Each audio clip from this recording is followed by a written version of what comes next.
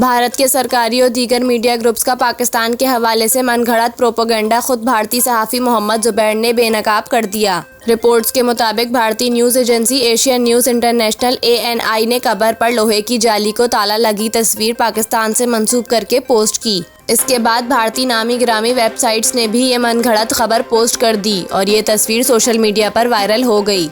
ताहम भारत के मुसलमान सहाफ़ी और ऑल्ट न्यूज़ के शरीक बानी मोहम्मद जुबैर ने पाकिस्तान के खिलाफ मनगढ़ंत प्रोपेगेंडे को बेनकाब कर दिया। ऑल्ट न्यूज़ के मुताबिक ये कब्र भारतीय शहर हैदराबाद के इलाके दराब जंग कॉलोनी के मुकामी कब्रिस्तान में मौजूद है।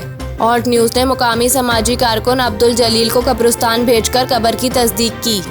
वीडियो में मुकामी मस्जिद के जिम्मेदार ने बताया कि ये कब्र 1.5-2 साल पुरानी है और ये कब्र कमेटी के जिम्मेदारों की इजाज़त के बगैर रास्ते में बनाई गई, जिससे आने जाने का रास्ता भी तंग हो गया। उन्होंने कहा कि पुरानी कब्रों में मुर्दे दफनाने के बायस लवाहिकीन ने कब्र पर जाली डाली है ताकि कोई कब्र में दूसरा मुर्दा दफन ना कर सके।